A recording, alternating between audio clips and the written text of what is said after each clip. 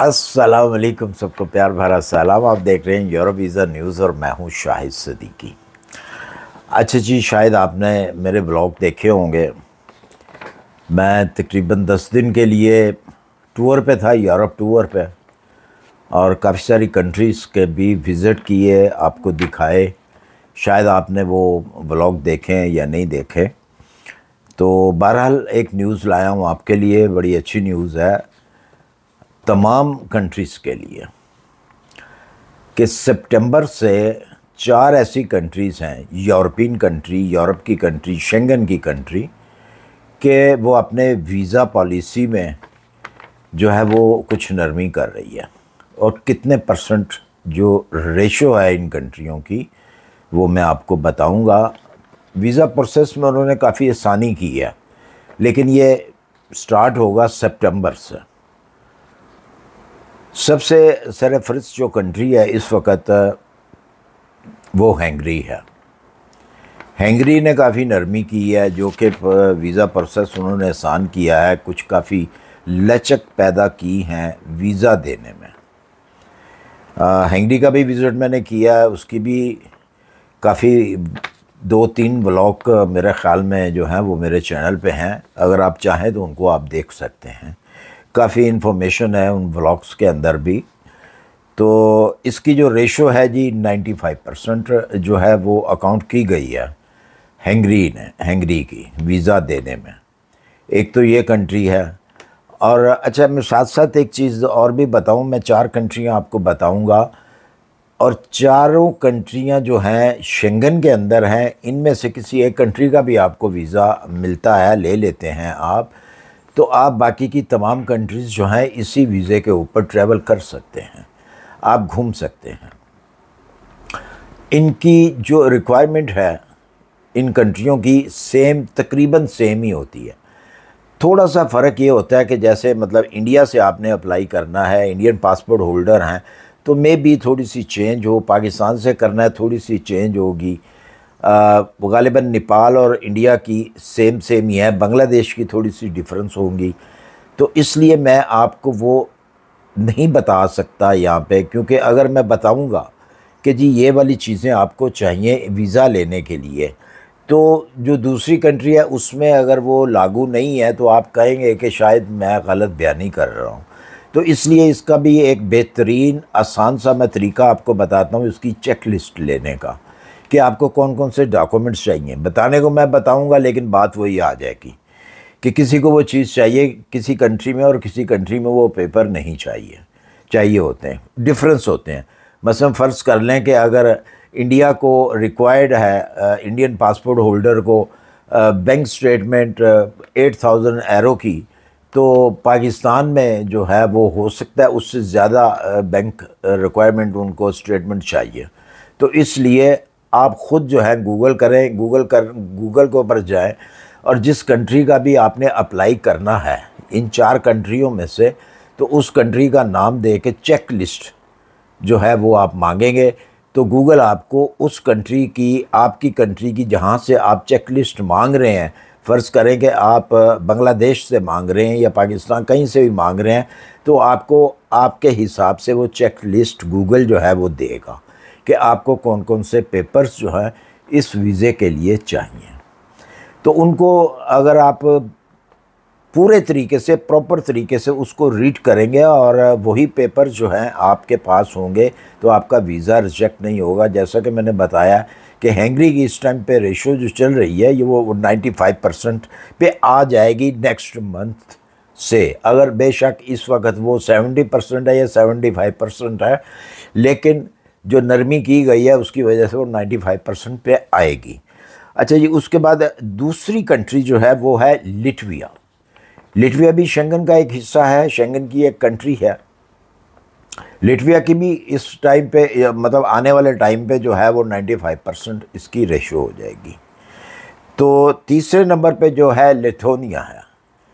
ये भी शेंगन के अंदर आती हैं। ये आपके लिए नई कंट्रीज़ होंगी, क्योंकि लोग इन कंट्रियों में, बहुत सारे ऐसे लोग हैं जिनको इन कंट्रियों का पता ही नहीं है।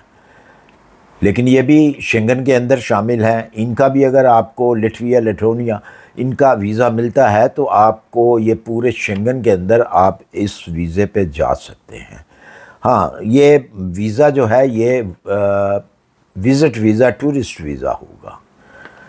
इसमें से कुछ ऐसी कंट्रीज़ हैं कि आपको अगर हैं तो ये सारी ऐसी कंट्री हैं कि अगर आपको कोई जॉब ऑफ़र दे देता है तो आप उसको वर्क वीज़े में चेंज कर सकते हैं, अगर कोई जॉब ऑफ़र देता है।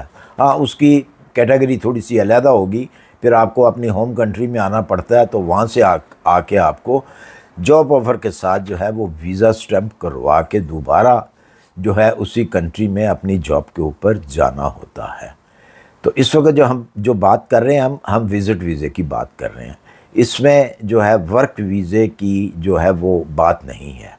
तो वैसे ही मैंने आपको बताया कि अगर आपको कोई जॉब ऑफ़र दे देता है इन 4 कंट्रियों में से या शेंगन की किसी भी कंट्री में से, तो आप उसको चेंज कर सकते हैं अपनी होम कंट्री आकर। वहाँ से जॉब ऑफ़र लेकर अपनी होम कंट्री आएंगे, वहाँ से वो आप दोबारा वीज़ा जो है वो स्टैम्प करवाएंगे, तो उसके ऊपर वर्क परमिट लिखा जाएगा, वर्क वीज़ा लिखा जाएगा, तो तब आप उस वीज़े के ऊपर दोबारा से ट्रैवल कर सकते हैं। अच्छा जी, लिथुआनिया दूसरे नंबर पर जो है वो लिथुआनिया है। इसने भी जो है नरमी की है। चौथे नंबर पर लिथुआनिया है, सॉरी तीसरे नंबर पर लिथुआनिया है। लिथुआनिया ने भी नरमी की है सॉरी। इसकी भी रेशो 95% पे आएगी। लास्ट में जो है ज़बरदस्त कंट्री है जी, बहुत अच्छी कंट्री, और वहाँ पे हर चीज़ ही फ्री होती है। अगर आप यकीन जाने कि अगर आप एयरपोर्ट से वहाँ निकलेंगे, ये कौन सी कंट्री है, लक्समबर्ग है। लक्समबर्ग के एयरपोर्ट से निकल के आप किसी ट्रांसपोर्ट पे बैठेंगे, पब्लिक ट्रांसपोर्ट पे, मैं टैक्सी की बात नहीं कर रहा हूँ, मैं बस की बात कर रहा हूँ या ट्राम की बात कर रहा हूँ या ट्रेन की बात कर रहा हूँ। तो वहाँ से निकल के आप ट्राम पे भी बैठेंगे तो आपको टिकट नहीं लेना पड़ेगा। अगर आप ड्राइवर के पास जाएंगे टिकट लेने के लिए तो वो आप उससे पूछेंगे कि क्या प्राइस है, तो वो आपको आगे से कहेगा फ्री। वहाँ से उतर के बस पे ऊपर बैठेंगे तो बस वाले से भी आप पूछेंगे तो वो कहेगा फ्री। आप जहाँ भी जाएंगे आपको फ्री का ही ट्रैवल मिलेगा, सर्विस मिलेगी। और ये पब्लिक ट्रांसपोर्ट की मैं बात कर रहा हूँ। और बाज़ ऐसे रेलवे स्टेशंस हैं या ऐसे प्लेस हैं जहाँ पे आपको कॉफ़ी, ड्रिंक जो है वो भी फ्री में मिलेगा, उसके चार्जेस नहीं लिए जाते। बहुत ज़बरदस्त कंट्री है लक्समबर्ग। शेंगन में कहते क्या हैं, मैंने तो ख़ुद देखा हुआ कि लक्समबर्ग एक ऐसी कंट्री है जहाँ पूरे शेंगन से ज़्यादा आपको सैलरीज जो है वो दी जाती हैं। बेनिफिट तो ठीक है पूरे शेंगन में ही है, लेकिन ये नहीं है कि हर कंट्री में, शेंगन की हर कंट्री में वही बेनिफिट हैं। कुछ कंट्री में ज़्यादा हैं, कुछ कंट्री में कम बेनिफिट हैं। लेकिन ये लक्समबर्ग है, ऐसी एक कंपनी है, इसकी जो सबसे अच्छी बात मुझे लगती है वो ये है लक्समबर्ग की कि इन्होंने पेंशन जो है, रिटायरमेंट की मनी जो है, पैसे जो हैं, वो उन्होंने मिनिमम जो है वो रखे हुए हैं। मिनिमम जो है वो 1200 यूरो जो है वो आपको पेंशन मिलती है। बेशक आपने अगर वहाँ पे 5 ईयर भी काम किया है, 6 ईयर भी काम किया है, तो आपको 1200 यूरो जो है वो आपको पेंशन दी जाती है। हाँ, अगर आप फुल टाइम जो है वो काम करते हैं 45 ईयर, तो फिर आपकी पेंशन बहुत ज़्यादा हो जाती है। और इसके साथ साथ वो पेंशन वाले को बोनस भी देते हैं। मतलब समझ लें कि 14 पे जो हैं ये दी जाती हैं, और ऑस्ट्रेलिया के अंदर भी 14 पे जो है वो दी जाती हैं। बोनस के तौर पर 2 पे जो है सैलरीज जो है, ये आपकी जो भी पेंशन है वो आपको 2 बार ज़्यादा दी जाती है। 12 बनती हैं वैसे तो हर महीने की एक पेंशन जो आती है आपको, लेकिन वो 2 आपको अज़ाफ़ी देते हैं, उतनी ही देते हैं जितनी आपकी पेंशन। अगर फ़र्ज़ करें आपकी पेंशन 1200 यूरो है, तो वो जो आपको दी जाती है वो भी 1200 ही आपको मिलेगी।